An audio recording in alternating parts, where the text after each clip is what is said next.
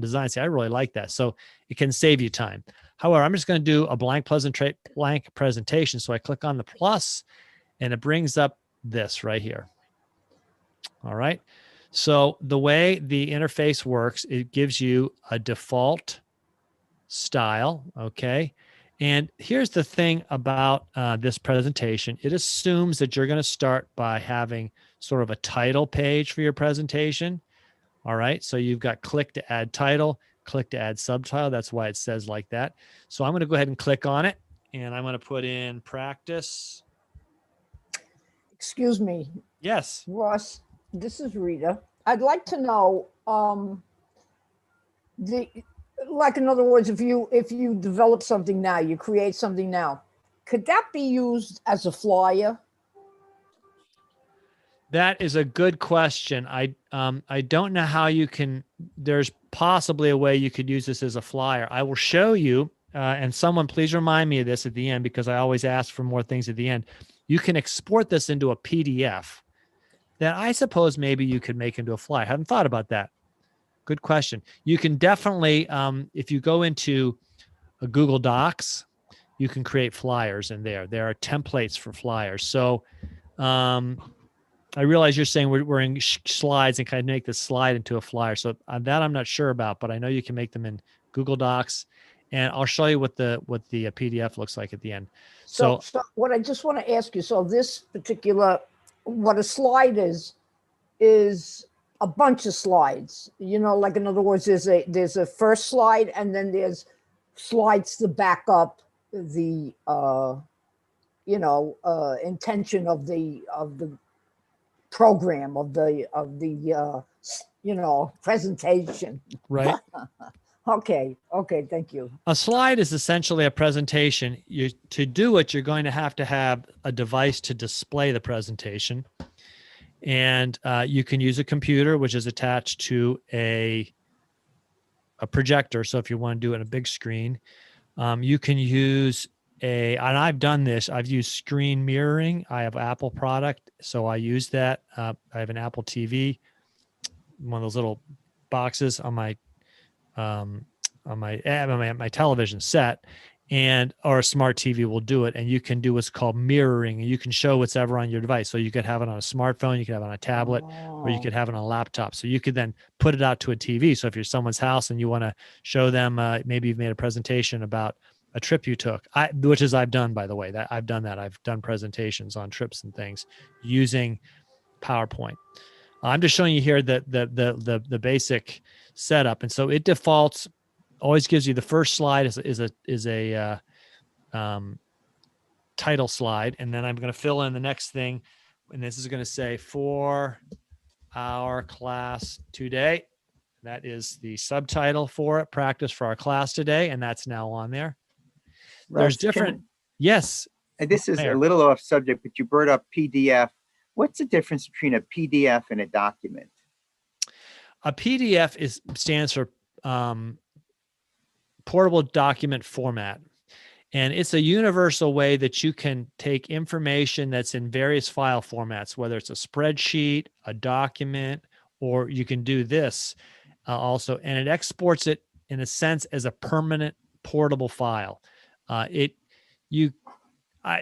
Generally you don't edit PDFs. Having said that, you actually can edit PDFs. We've probably all done this when we filled in a form online somewhere. Those are often editable PDFs, but generally PDFs are not editable. And it's the way to take something and send it to someone, and they don't have to have any kind of particular program to open it. They just have to have some kind of viewer or previewer that can open that document.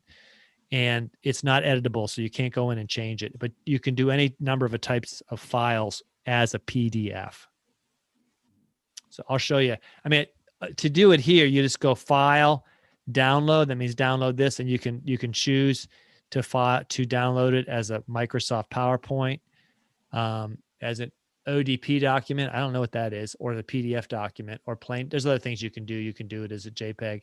The two most common ways to do it is Microsoft PowerPoint and PDF. So, but I'm getting ahead of myself. I'm just showing you how to do a basic slide. Now, there is a way. You may notice over the right here, I've got various themes that I could choose. Okay, I picked the most basic themes, which is black text on a white background. Why would you want to do white text on a black background like this? Well, actually, they say that if you are in a room, let's say you're projecting this on a room and there's some or a lot of daylight in there, I've found that it's easier for people to read white text on black background when there's light around. So I often make my presentations with dark or black backgrounds. On a computer screen, like you might be, like you're looking at today, assuming you're looking at this at a computer, it can go either way. So it doesn't really matter. I'm going to go in. So I've changed it from there. If I want it to look like this, so simple light, simple dark. If I want it, I can, change it to this one right here, practice. And it's got this jazzy stuff out here. So you can really choose any theme that you want to do it. I'm going to stick with the simple white one at the moment because it gives us the sense of clearest light. Now I want to add a slide. So I go slide, new slide. Okay, now look, notice what it's done. It knew that the first slide was a title slide. So it gave me the title and the subtitle under it. Now, as I add slides, they all by default will just look this way. And it assumes that you're doing nothing but doing text. So the next slide says, how to do it. And then you have all the kinds of text you want to put underneath it, like step 1, oops. And then not getting character turn there, return. Step 2. So you can start to then add text in the body and make a presentation. Now, I find it's all depending on what is you're presenting to whom and all that, what their setting is. This might be perfectly suitable. You don't want to put too much stuff on a single slide unless separating it in 2 slides might make it confusing for somebody. Okay, so I generally, now I've this second slide, and as I add slides, if I do slide, new slide, it'll keep on doing this same kind of slide like this. Excuse me, can I ask a question? Yes, you can. If I wanted to have a total blank slide to get rid of those text boxes, can I do that? Yes, you can.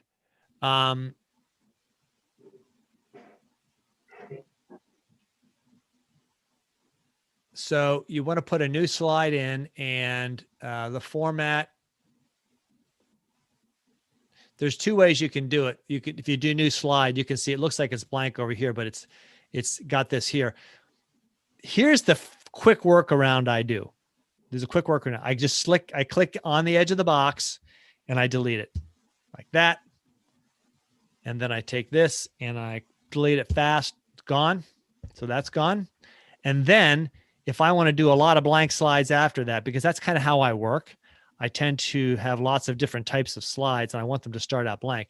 Then I go to slide and I just hit duplicate slide, duplicate slide. And I add as many, and so now it duplicates the last slide I was on.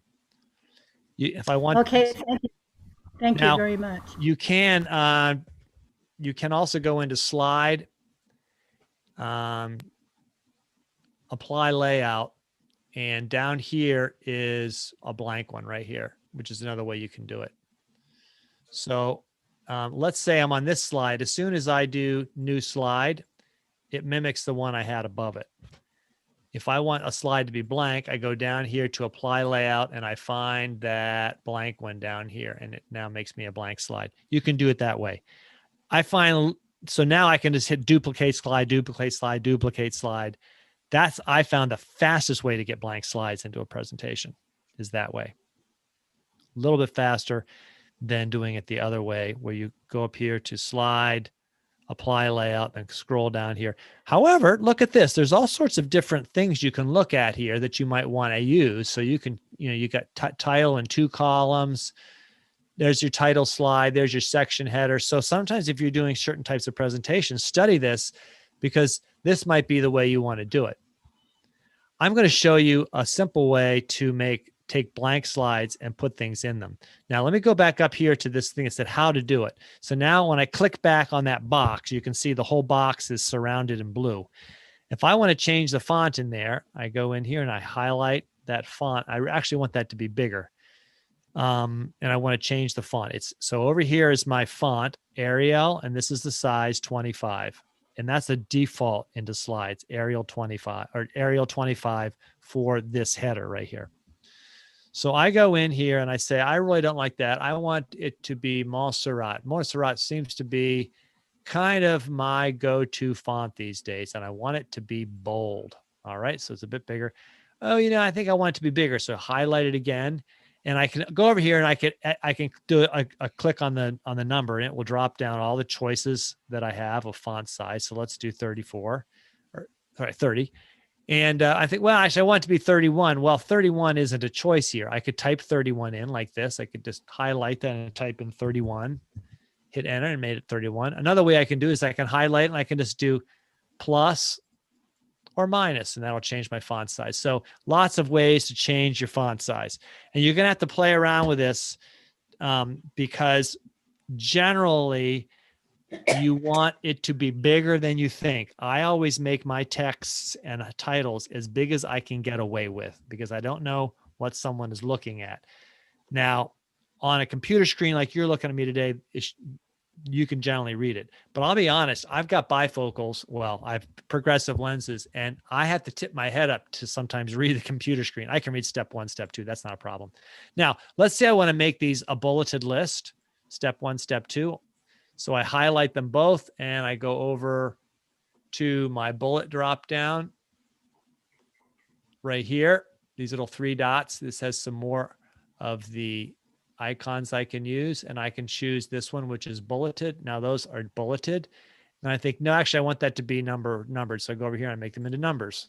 Step 1, step 2.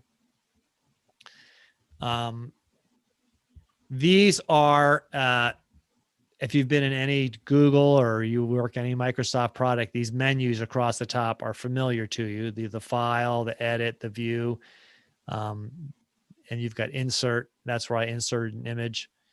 Okay, you can format the slides there. This is just slide where you can put a new slide, duplicate. Those are all things. But then you have the ribbon where you have all these icons below it like this. Now, before we go too far, I think, what, I better title this thing. So when I, because the beauty of working in Google Slides or Sheets or Docs or any of these content creation apps is that you are working in the cloud. You're seeing it on your computer, but it's being stored and saved out there in the cloud on your Google account. So it's saved, and it continually saves itself because you're working there. You don't have to worry about interrupting and your computer crashing, or you accidentally close a tab, or your computer runs out of power or something. It's saved. And the nice thing is you don't have to take up any space in your computer hard drive for this. And Google gives you 15 gigs of space on your drive. And that's everything you have, from your Gmail attachments to your photos to anything that you use. So there's a lot of space. So let's give it a name. Right now it says Untitled Presentation. If I don't name it, it will default to that name. And so if you keep creating these and forget the name, you may not remember which of your untitled presentations you're working with. So I just go up here, you click on it. And by clicking on it, it goes in and says, oh, the title of this thing, which is off the first slide, was practice. So it defaults by calling it practice. And now it's been given a name. It's up here, it says practice. If I want to change it, I can go in here and highlight it and call it something else. If I want to start and name it right away before I put any data or text or anything in, I can do it then. The nice thing I kind of like about Sheets and Docs is that whatever you put in the very first line, or in this case, the very first slide, defaults to be its name. Now, you can change it, but that's the logic that Google has to try to name it for you. And again, it's saved, and it's saved under that name. And when you go to look for it later, it'll show you it as a recent one that you've used. Now, any questions about what I've done so far?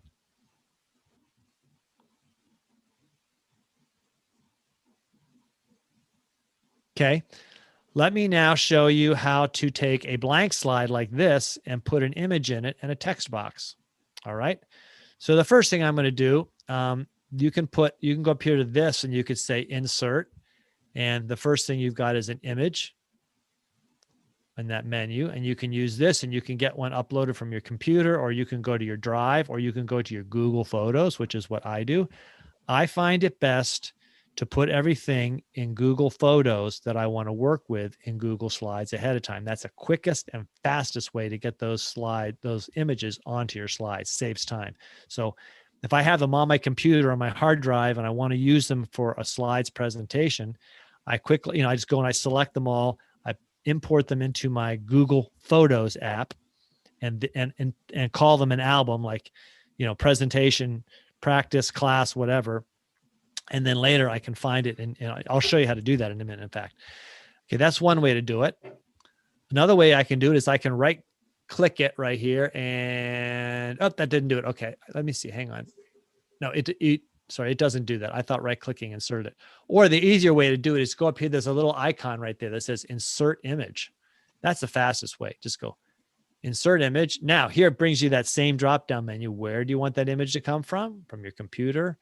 Search the web. We did this last week. Somebody wanted to put a slide in on a photo. I can't remember what it was, but we went out, we found the image on the web and inserted that image.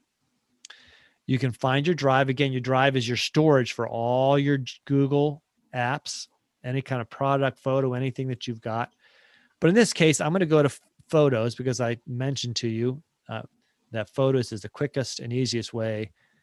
I'm not going to show you how to find it by URL or camera, but if you had a camera connected, you could pull it straight off a camera. Go to my Google Photos.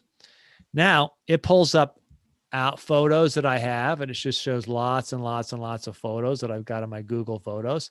I can go select one out of an album that I have. Okay. And not all my photos are selected into albums. So I'm just going to go to Photos right here, and let's go down and find one. Oh, I like this one of books right here. So we're going to put that up. And now this is interesting. Now that I've selected it, there's a blue circle with a check in it, and there's the image. And down here on the right, you have to, if in case your Zoom screen is covering this, in the bottom right, one more dialog box, I have to click Insert. I click Insert, and I put it right there. That's my photo. Very easy.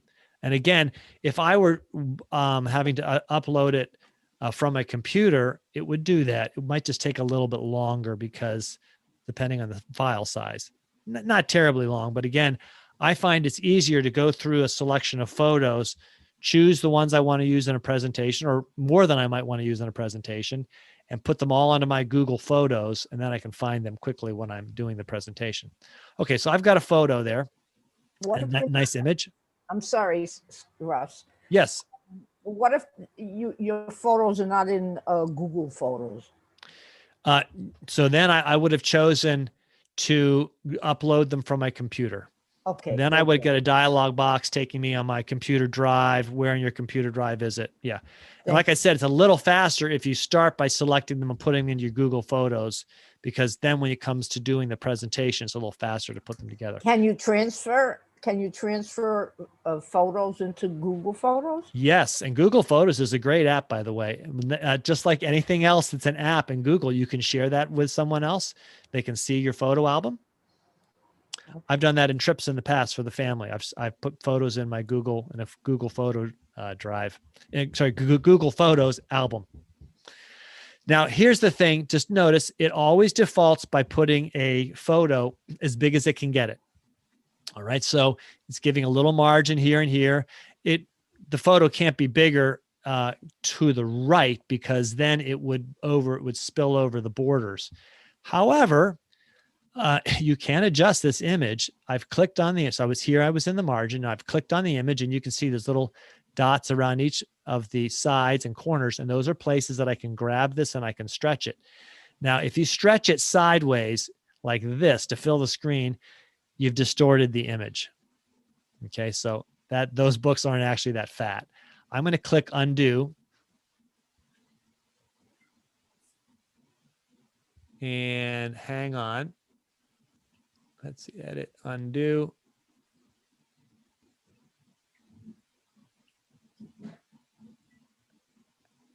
And the undo isn't working for some reason. Well, we won't worry about that. We'll just stretch it back to the way it was. I moved it by accident. got to be very careful when you're messing with these corners that you see that arrow right there. That means you're moving just the edge. So that's about how it was right there. I can also do other things with this. And actually, this is kind of a cool thing you can do in a presentation. If you'd like to make that photo the background, you can do that. It gives you an option in your up here. You can take a photo and make it into the background of a slide. You can also just go grab the photo like this, and you can stretch it so that it fills up everything like that. Actually, well, it's not stretching it. I told you that, and it wouldn't work. Okay, but you can make a photo of the background. But that's getting a little bit ahead of us. I just want to show you how to take a photo, and now I'm going to put a text box in here. So I go insert text box like this, and now I take my cursor and I bring it over here, and I'm going to draw the text box. I want it to be right there like that. Okay. Now I've got a text box. So I've inserted a photo. Now I'm putting in a text box. And I'm going to put a little, say what that is, of my bookshelf.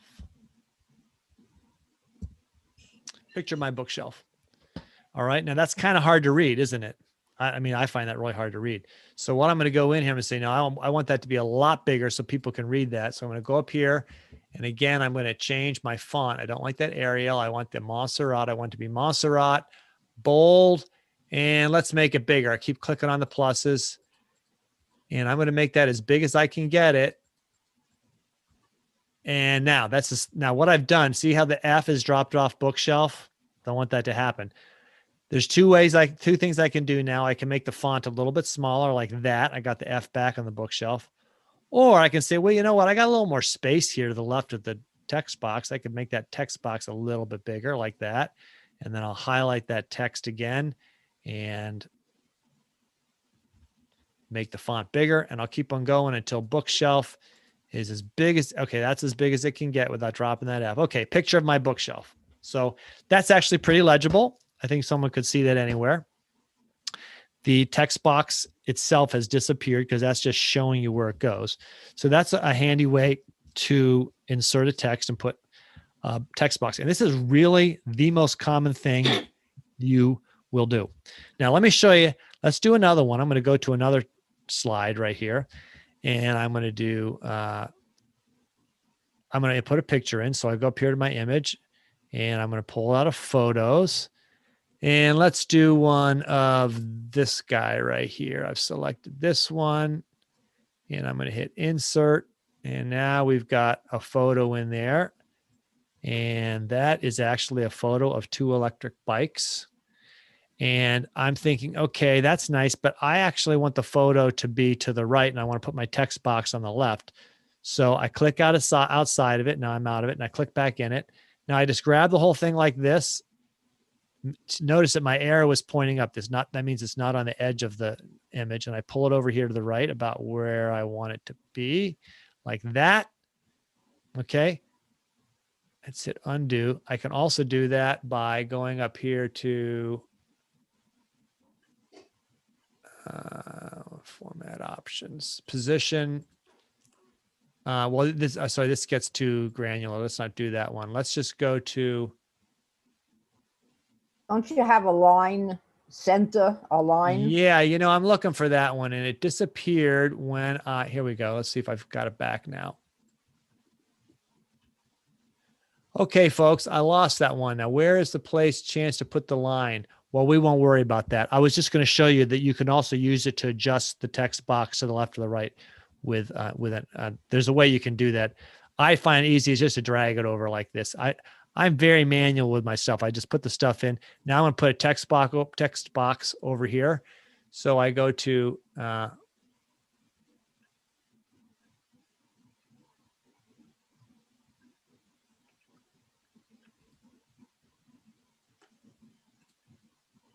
insert text box, and I can do that. I think I'm going to put one there. Now you can also insert a text box with this little icon right here. Okay, so the same way that there's a Google, that there's a photo icon, there's a text box icon. So this is actually a simpler way. You go to just do this and you put it down here. And now I've got two text box on this page. So I'm going to go to the top one. It only will show you one at a time. And I'm going to put electric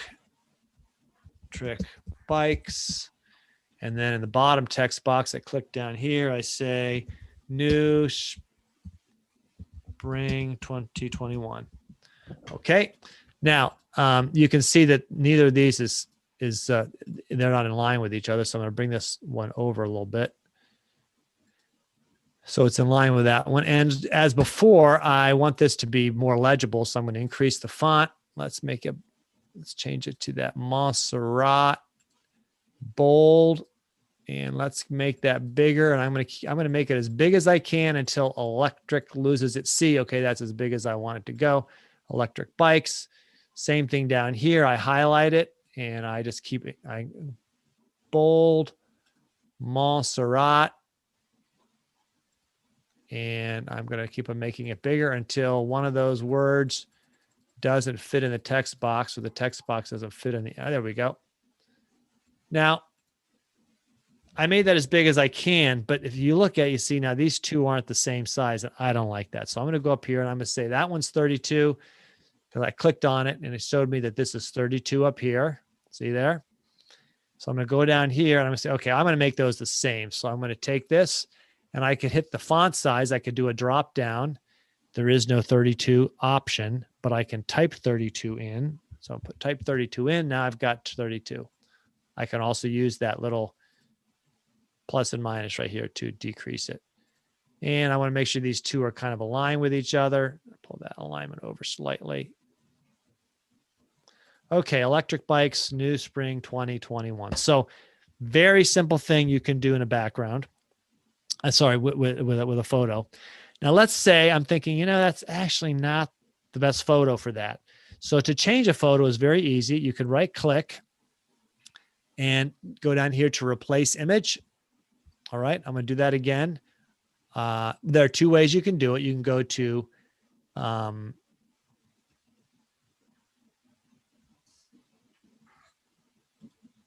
that doesn't do it. I've only seen it through the right clicking, replace the image right here. So I'm going to go back out to my photos. I'm going to replace that image. And I'm going to say, actually, I want this one here instead. So now I get a blue box at the bottom that says replace, and not an electric bike, but that's okay. I now replace the image just by right clicking. What you'll find when you're working with slides or any presentation is that some images look better than others when you've made a presentation. And don't be hesitant to move things around. I like to switch my text boxes from left to right occasionally so it doesn't all look exactly the same. You can put multiple text boxes in, which is what I showed you here. And you can also put them on the right side. You could also put them above if you want. So there's lots of things you can do to format Russ, these things. Yes. could I ask a quick thing? When you go, would you mind showing us again how to change the font size? Because every time I try to change it to 32, what do I hit after that? Because it keeps changing the font back. Just hit an enter. Try that. Return key. Yeah, it takes it back to 14. Isn't that funny? That's weird. Well, watch me do it again. I'll do it up here for you, for your sake. Let's go back up to this one, how to do it. All right. So I highlight it all like that. Okay. And then I come up here to, you see where I've got the formatting for the text, and I can either hit plus, plus, plus. Now, you know what's interesting? I'm just clicking with the mouse, and I click away and it saves it. That's so weird. Okay. Sorry, that's not working. I don't quite know what's happening with it. Yeah, it just, I'll work with it, but thank you. Okay. Now, this is some basic stuff, and I want to make sure we've been able to cover the basic stuff and that you all can see what it is. What would you like to see again that I've showed you, or are questions you have from what I've showed you so far? Russ, Yes. I was trying to get the pictures from, to post it, and it says no photos were found in your account. What do I have to do? Do I have to download some pictures or what? Where do I So do? were you trying to get them off of your Photos account, your Google Photos? Correct. Do you have any photos in your Google Photos? Yes. Okay, so do you have more than one Gmail account? Yes. So that is confusing. Those are all separate accounts. Oh, I okay. know that because I have 5. Actually, I might have 6. I lost track. So you might be trying to get it from the wrong one. You can Okay. share it with that account. I believe that'll make it available to you. I haven't Huh. tried that. I always make sure, however, that the Google Photos I'm working with is in the Google account I'm using. Okay. Makes sense. Yes, Rita. Thank you. This is really fascinating. I mean, and I appreciate your quote unquote leadership because, you know, you're good. Okay. Now, what I wanted to know, 2 things. Do you get a preview of what it's going to look like? And what else could you use this for? Okay, so let me answer your first question. Here's how you can get a preview of what you've done. All right. So I've got 4 slides in my show. And I go up here to, well, here's the easiest way is you go up here to this button that says present. Okay. And watch what's going to happen. There it is. There's my whole presentation filling the screen. If you work with PowerPoint, PowerPoint will say like slideshow, and then that's how you can do it. The easiest way is just to go to present. And then if you want to get out of presentation, hit the escape button. Barbara. Oh, sorry. No, Rita, go ahead. Let me finish your question. Then we'll come to Barbara. Yeah. Is this timed? Like, in other words, you know, a lot of times I'll see something on the Zoom, and then they'll say next photo, next screen, next slide, next slide. In other words, this seemed to go automatically, you know, 1, 2, 3, 4. That was me doing it. Oh, so you did direct it. You were the one. Okay. Now, How did you advance the slides?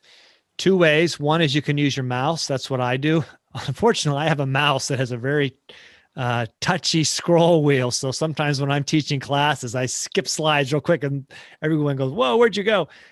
You can do that. You can also use your up and down arrow keys on your keypad. Okay. Let me try that one. I'm coming to your question, Reed. Let's go back to the presentation. This is right now what you're seeing is the up and down arrow keys doing this. And then this is my mouse doing it. And again, to get out of it, you hit the escape key. And if you were Russ, if you were hosting a Zoom meeting, do you first share screen and then hit present?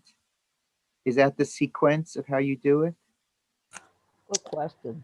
That's the way I always do it. Okay. And I do it that way because I've always wondered what happens if I do present and then I go to Google.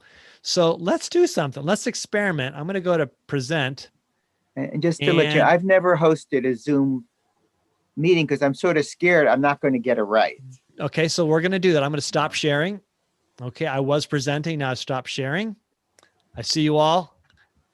And now I'm going to start sharing again. And what it's going to bring up is it should bring up my screen.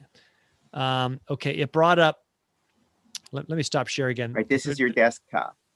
It brought up my desktop. Exactly right. I can bring up the slideshow that I had right here, and I'm back in presentation mode. So that's the answer, Mayor, is if you set it in presentation mode and then just have it there and then go to your Zoom and start your Zoom call and work in your Zoom call. And then you hit start share, make sure you find that show. The reason I do it the way I do it, I'm going to stop share and I'm going to do share again. And I do my desktop is because if I do desktop, I can do multiple things on my desktop. I can show somebody some photos. I could show them a document, any of the number of apps that I have open. Now, when I clicked just now on Chrome, because this presentation I was using my Chrome browser. I have Safari and I have Chrome. I use Mac. it automatically defaulted by pulling into this presentation. So when in doubt, the way I would do it that will probably be the easiest for you is start your share and then find the browser you want to use and then find the thing on that browser you want to do. And don't worry, people, the first time I did it, I got slightly worried. I started to freeze up. Hope I can do this fast enough. Don't make a mistake. I've now done it lots and lots of times. I've made mistakes. Nobody cares. Did that help, Mayor? Yes, it does. Now, of course, you have to do this from your Gmail account. So in my case, my main email is not a Gmail. It's actually a Comcast.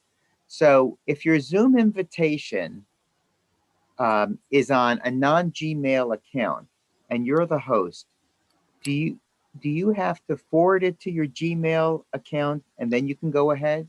No, if you have a Zoom account, you should have a way to see all the meetings that you've scheduled, and you should be able to click on your meetings and then open the meeting right there in Zoom. And then, so even though the presentation is on Gmail, you don't have to be in a Gmail account. You don't. Technically, Okay. the presentation is in your Google account, and this is what is a little confusing, is that your Gmail is actually one of those apps in your Google account, and it's the most common Google app that's used by people. They sign up for an email account. You could get one without a Gmail account. You could get a Google account. You can create one. Chrome loves it if you open your browser and browse through, your Google account. Then they just harvest all your information that you're browsing for. That's why we find advertisements for things we were just searching turning up on our news or somewhere else or on Facebook. Mm-hmm. But probably the best way to do is just make sure you have your browser open with this presentation, just like I've got it. Typically when I do classes, that's what I do. So I will, like this Google Slides class that I show you, just this slides presentation just sits as an open tab on my browser, and I go in and I open it. I'll have it sitting like this, and then I click on it and I do present. I go up here to present. And watch out. It's taken me months to get this right. I've been doing this almost a year. Share is not the same as present. It feels that way because you're sharing your screen. It's the same word. Sharing is not that. Sharing means you're sharing that with someone else. That's what I'm going to show you. If you've used any of the Google, like Google Sheets, Google Docs, share is your way that you can now take this presentation and you can share it with someone. You can invite them by an email address. So I'm going to invite me right there. Okay, that's me. All right, got it. So I'm going to click on my name. Doesn't seem to want to do me since I'm already in there, which is kind of weird. So let's do this other one. Okay, I click done, and now it's shared it with me.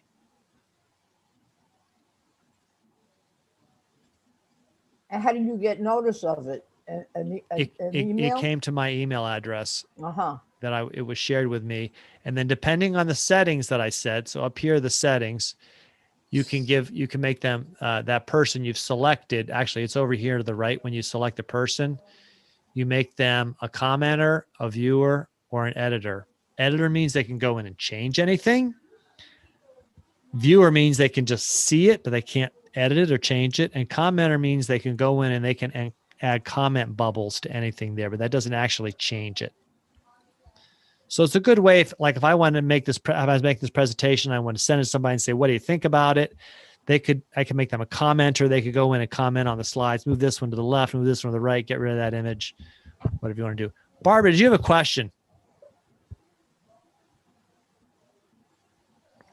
Barbara Myers got her hand up, and I want to make sure if she had a question, we get to it. All right, so I'm going to just hit done on that. Now, just a couple other things I can show you real quick because you might be working with PowerPoint. I'm here. Can you hear me? Yes, Barbara, go ahead. Okay, I started to ask this question about 10 minutes ago. Okay, so how do I switch from Google Slides to PowerPoint and from PowerPoint back to Google Slides? Excellent question. That was where I was going next. Very good. So let's say I want to export this as a PowerPoint so I can open it in PowerPoint and use it. I go to File, Download. That means it's going to download it from the cloud where it's existing to my computer. And and always the first chance it gives you right here is to make it a Microsoft PowerPoint. Isn't that great? So if I click on that, it will make it a Microsoft PowerPoint. And now my computer will download it onto it shows me right down here that it's downloading it. And over here, there's a little bounce showing me that it was downloaded into my downloads. You can also take the same thing and you can make it into a PDF.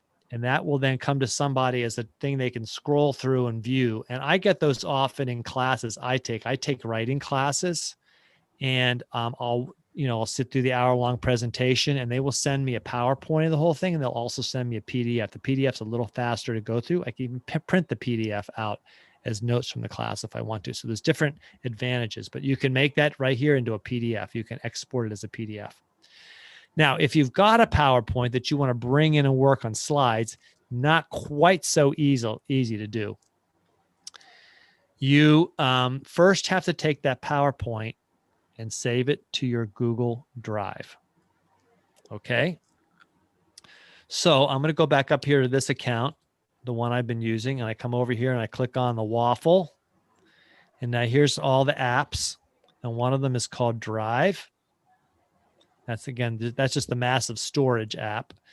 And I go out here and I see what I have here. And I should have one that is this one right down here called Celtic Spirituality. See, it says Celtic_way to PPT. That's PowerPoint.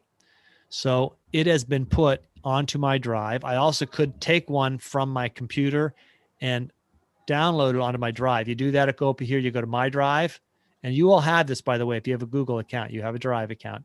You go to my drive, you upload files. So what I did was, this was on my computer hard drive, and I did upload, and I brought it into my Google Drive, which is out on the cloud. So then I just go like this, I double click on it, and it opens it as a Google Slides, and I can now edit it and use it as a Google Slides. So I can't directly import it like into Google Slides. I have to bring it onto my drive and then double click. Google does the same thing with Sheets. If you put an Excel spreadsheet workbook onto your Google Drive, it will open it in Sheets. If you put a Word document there, it will open it in Google Docs. So it has that logic. It knows, okay, this is a Word document. We're going to open that one with Google Docs. And then those apps have the same kind of capability where you can export them back to a Word doc or an Excel spreadsheet. So does that help, Barbara? Yes, it does. Thank you very much. And it's been a great class. I have another class I have to attend, so bye-bye. Bye-bye. You enjoy your class. Yeah, we are just about out of time. I'm checking my watch here. We just have a couple minutes. Any more questions over what we've done today? Yes, Rita. Yeah. I asked you what else you could do with this, like, in other words, I'd like to do a show on Zoom. How could this benefit me?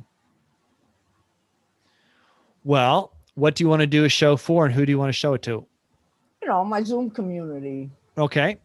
What I like to do, so in fact, if you come at 3:00 to a class I'm doing called the Camino de Santiago, you'll see exactly what I've done. I'm telling people about walking 500 miles on the Camino de Santiago, and I'm guiding them through a slideshow, which is about, 30 photos I took along the way. And it gives them, some of the photos are narrated, so I tell a bit about it, and some of them are just plain photos. That's how I narrate that 500-mile journey, by using photos. So and you can add audio to these slides? You can add audio, you can add video, you can make them animated. That's more advanced stuff. I don't show that in this class, but you can do that. Beware, there are limitations when you're doing that on Zoom. You have to have certain settings fixed on your Zoom to be able to, for people to be able to see the video and hear the audio. Did you use the photo album template to create that presentation? Your walking presentation? Actually, no, I didn't. You know how I did it? I actually had the one that I use now started out as a PowerPoint that I used in a presentation I made a year ago. So a year ago, I wrote a book about my experience walking the Camino de Santiago. And so I was kind of doing a little book tour last year in January, February, March. And then that ended because no one was doing presentations live anywhere. And I took the PowerPoint that I would show people of photos, and I just made that into that. I did the exact same thing I just showed you. I opened it in Google Slides and I made it into a Google slide presentation. Pretty much identical thing. Okay. Well, I'm going to stop share here, and so I can see everybody at least. And Amazing. I think I got Barbara's question answered. She asked in the chat, and I think we've taken care of all the major questions from today. You're welcome to come back next week. We'll do this class again next week. There's also a PowerPoint class you can go to. I'm not sure where that is. I probably should know. You've been a great class. I enjoyed showing you things. I'm going to write down one more thing I'm going to figure out next time, which is fun, which is how to take a photo and make it the background of the whole slide. I've done it in PowerPoint. I forget how to do it in the slides. So that's a fun thing also. Little tricky because then you have to make sure that your text box is in a place on the photo that you can read it. But anyway, there's lots of neat things you can do with slides. I will be doing this class next week. Again, if you want to come back, there's lots of great classes I showed you about Google Apps, and come back and take more Get Set Up classes. I enjoyed having you. And everybody have a great afternoon. If you're anywhere east of the Rockies, if you're west of the Rockies, it's still morning. So have a great rest of the morning. Bye-bye. Very nice meeting you. Bye-bye. Goodbye. Thanks for Great coming, class. everyone.